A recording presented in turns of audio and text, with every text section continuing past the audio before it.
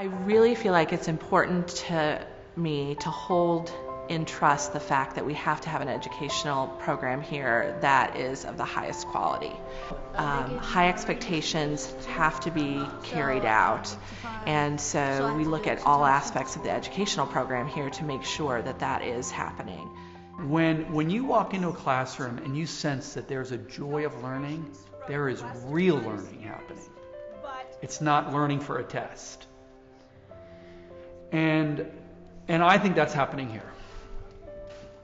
I think you walk into our classroom and you, no matter what grade, you walk in and you get a palpable sense that there is a joy of learning, that students are actively engaged in the love of beauty, in the love of learning, in the love of truth and goodness. You know, it's a thoughtful way of letting children be themselves, exposing them to the beauty of the world and nature, which is so good for their souls. The teachers at the school are very interested in knowing your child beyond the lesson plan and the grade book. They see your child as a whole person. And to me, that meant a lot, that it was not just, we call it a cookie cutter type thing, that they see them individually and treat them as such. One of the founding principles, I think, of the school is to mine the great cultural heritage that we have.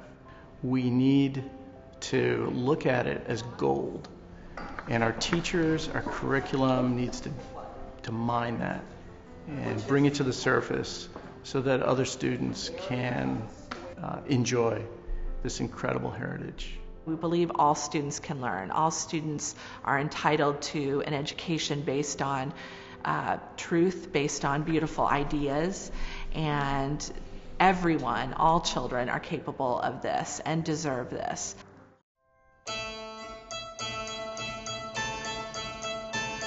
The school is centered on relationship.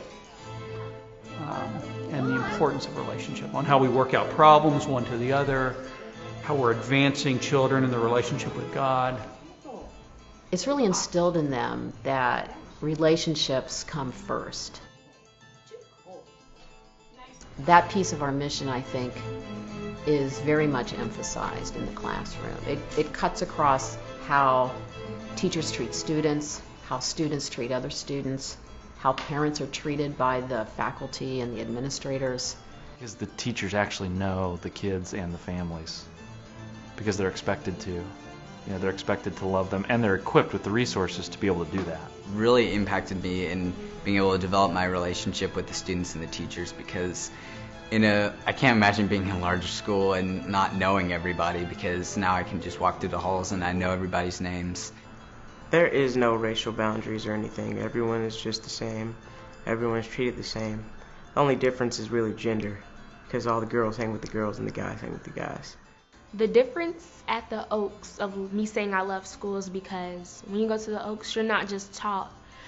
They make sure you know what you're learning. They're reflective, they're thorough with how they teach us. They teach us with love, and that's the main thing.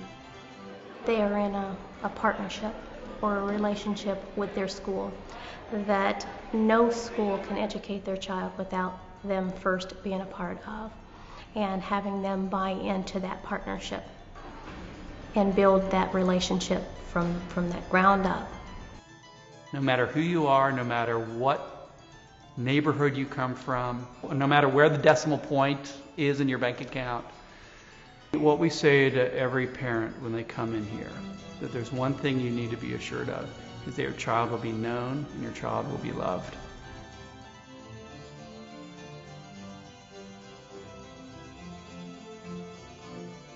And is a defining characteristic of the school, is how we are thinking about a school as a catalyst for renewal. The Oaks, I believe, is making a major contribution to the solutions to the problem of education just by providing good, friendly competition to the public schools, but also an option for those who can use it or want to use it for the whole neighborhood. It's helped in the restoration of the whole neighborhood.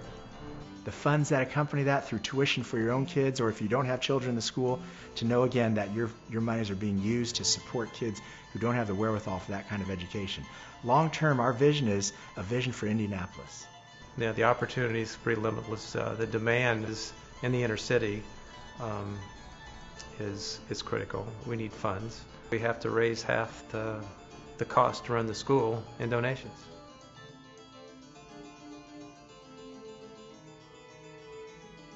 They shall be called oaks of righteousness, a planting of the Lord for the display of his splendor.